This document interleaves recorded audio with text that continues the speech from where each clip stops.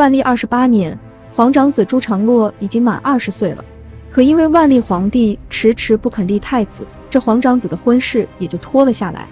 万历28年11月，郑贵妃的亲属郑国泰上书请给朱常洛册处以及官婚。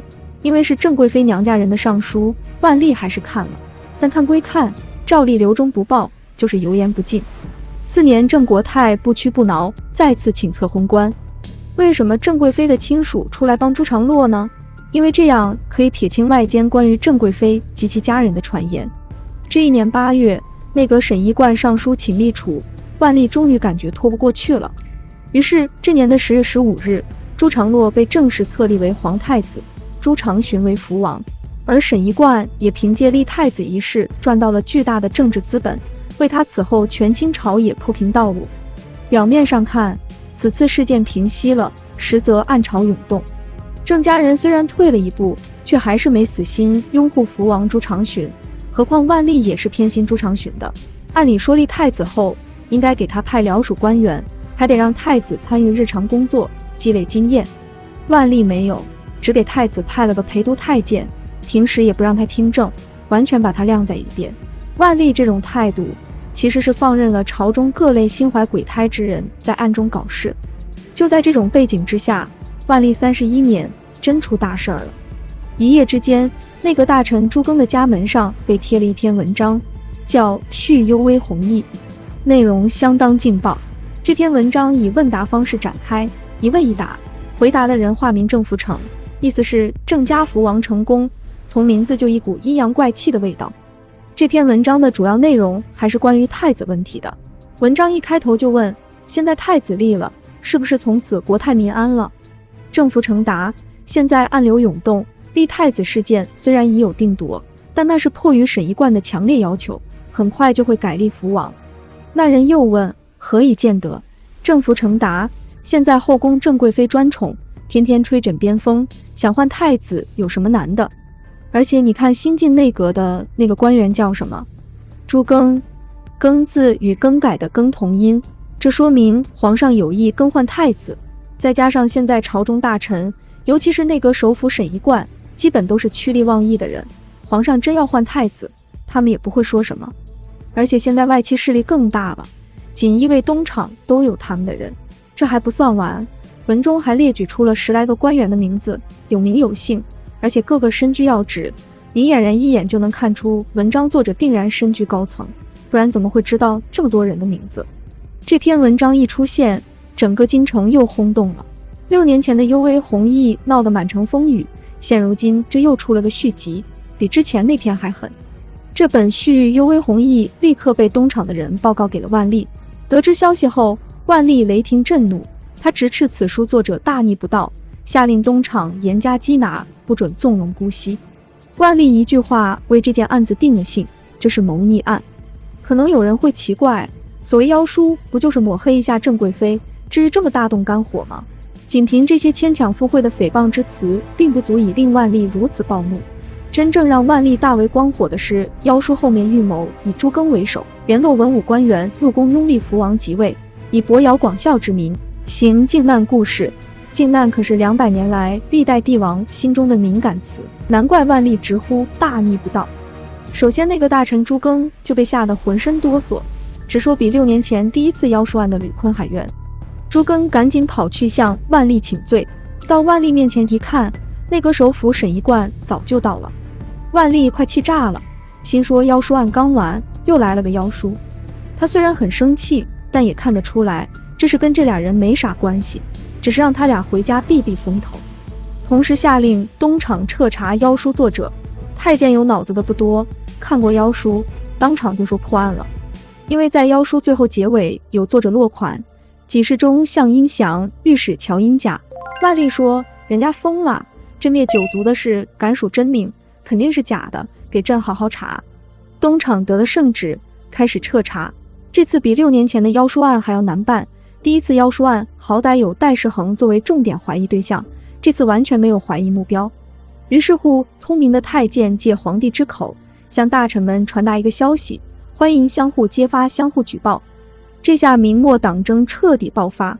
此时，续幽微弘毅中提到的几个官员也纷纷上书自辩，他们分别是掌锦衣卫事的王之珍、三边总督李问的儿子李真国，还有王承恩、王明士等人。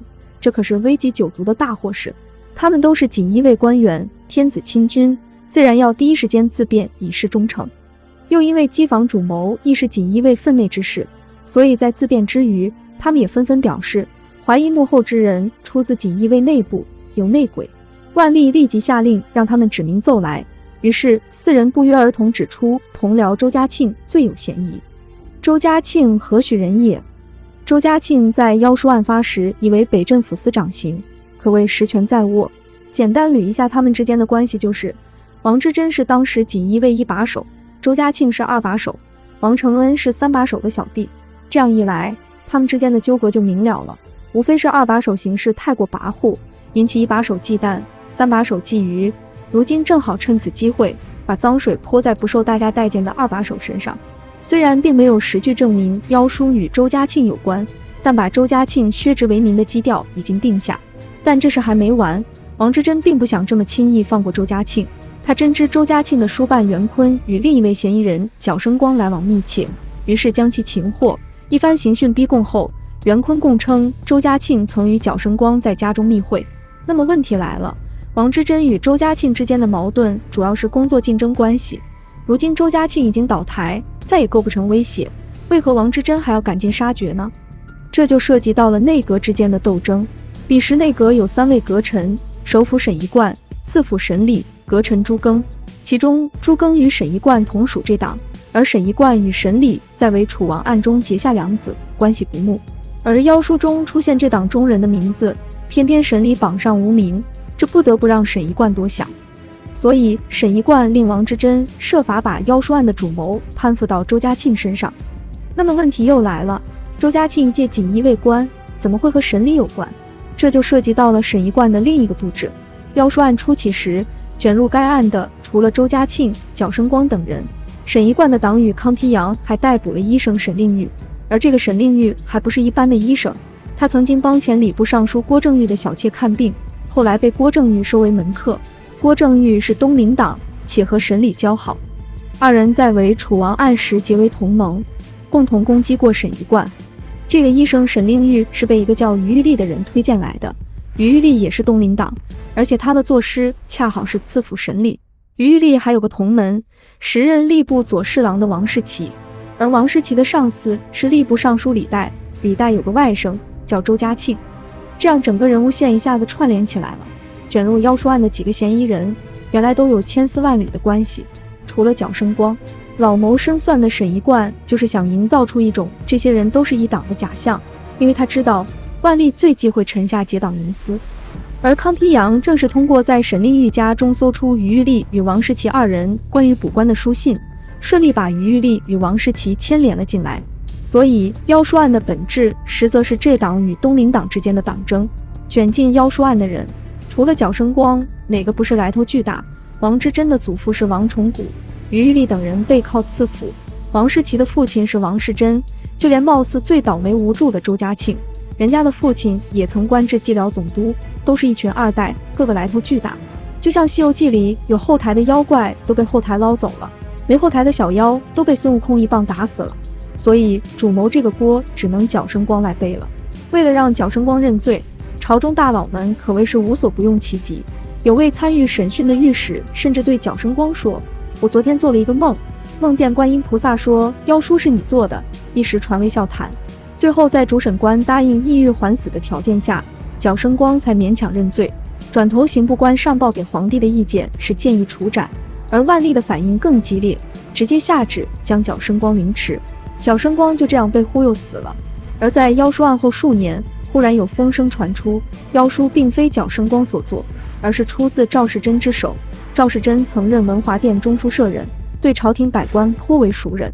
其实想想也确实是这个理，妖书中出现了许多中下级官员的名字，官职名字皆能对号入座，让角生光一介小民，他可能知道阁臣名姓，但怎么可能知道这么多官员的信息？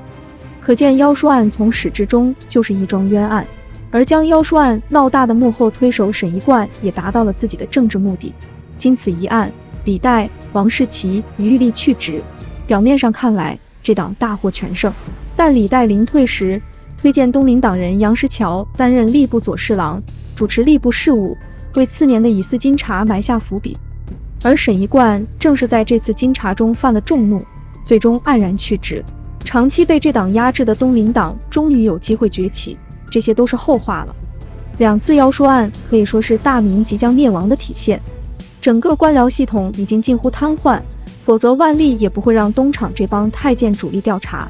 而且在整个调查过程中，没人想真的查出真相，所有人都在糊弄真相，借题发挥党同伐异，帝国高层只顾内斗，大明王朝哪还有不亡的道理？